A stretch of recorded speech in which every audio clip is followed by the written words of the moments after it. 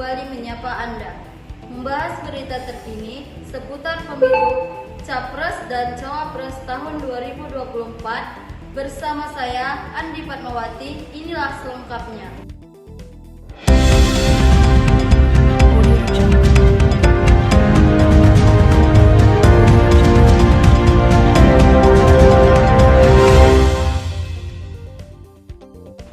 Prabowo Subianto pada tanggal 22 Oktober 2023 malam mengumumkan Gibran Rakabuming Raka sebagai calon wakil presiden pendampingnya pemilu 2024.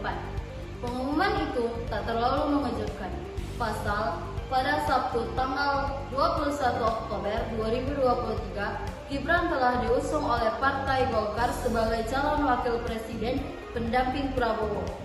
Di samping itu, terkait majunya Gibran, Presiden Joko Widodo menyatakan orang tua hanya mendoakan dan merestui. Ini menjadikan Prabowo dan Gibran sebagai pasangan ketiga pada pemilihan presiden 2024. Mereka menyusul dua pasangan lain yang telah lebih dulu mendaftar ke Komisi Pemilihan Umum KPU, yaitu Anies R. Baswedan dan Muhaimin Iskandar, dan Ganjar Pranowo dan Mahfud MD. Majunya Gibran seperti jawaban dari berbagai wacana yang muncul belakangan ini, terutama setelah Mahkamah Konstitusi MK, Senin 16 September 2023 pekan lalu, membukakan pintu bagi kepala daerah berusia di bawah 40 tahun dengan catatan pernah atau sedang menduduki jabatan yang dipilih melalui pemilu, termasuk pilkada, menjadi calon presiden atau calon wakil presiden. Baik, untuk info selanjutnya, saya terhubung langsung dengan rekan saya, Lia Muhyesyarah, dengan salah satu warga. Halo Lia, silahkan. Baiklah, saya sudah berada di salah seorang guru yang bernama Ibu Anis.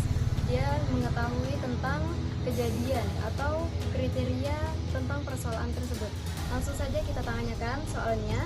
Bagaimana pendapat Ibu tentang Gibran Rakabuming mencalonkan diri sebagai calon wakil presiden, tetapi umurnya belum mencukupi, sebagaimana yang telah diatur dalam Undang-Undang Pemilu, batas usia Capres dan Cawapres 2024 tetaplah 40 tahun. Apakah di sini ada sistem tersirat kekeluargaan? Baik, terima kasih Ibu atas pertanyaannya. Kalau dalam pandangan Ibu tentang Gibran Rakabuming Raka, sebenarnya sebelum dia dicalonkan menjadi calon wapres Koalisi Indonesia Maju, kalau melihat dari peta politik Gibran, sebenarnya dia walaupun masih muda dan umurnya di bawah 40, Gibran itu adalah salah satu anak bangsa yang memiliki kualifikasi yang cocok untuk menjadi pemimpin. Namun dalam hal ini kalau melihat dari kiprah politik Gibran, kalau menurut pandangan Ibu itu terlalu cepat. Karena sesuai dengan undang-undang yang Anda sebutkan tadi, bahwa memang usia cawapres itu seharusnya 40 tahun. Namun dengan gugatan yang disampaikan kemarin, usia tidak diterima, namun karena kiprahnya menjadi wali kota itu sudah cukup baik, akhirnya dia dicalonkan oleh Koalisi Indonesia Maju sebagai cawapres. Menurut pandangan Ibu ini memang sensitif, tetapi kalau pandangan Ibu memang ada indikasi Mahkamah Konstitusi itu sebagai mahkamah keluarga. Kenapa? Karena kita bisa melihat putusan dari Ketua MK itu tidak maksimal. Akhirnya kan ada putusan, di ujung-ujungnya juga ada tuntutan MK tentang kepemilikan Gibran tersebut. Namun karena kita lihat orang tua dari putra presiden akhirnya tidak bisa diusut tuntas, dan akhirnya sekarang masih sampai sekarang Gibran masih tetap di posisi cawapres seperti itu yang bisa. Terima kasih Ibu atas pendapatnya dan terima kasih. Wassalamualaikum warahmatullahi wabarakatuh.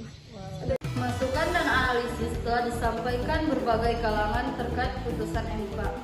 Ketika Gibran yang kini berusia 36 tahun akhirnya menggunakan putusan MK itu untuk maju sebagai bakal calon wakil presiden. Itu adalah hak politiknya. Juga menjadi hak politik dari partai politik yang mengusangnya dan para hal ini membuktikan terjaganya daya tahan dan soliditas rakyat Indonesia dalam menghadapi berbagai tantangan yang ada.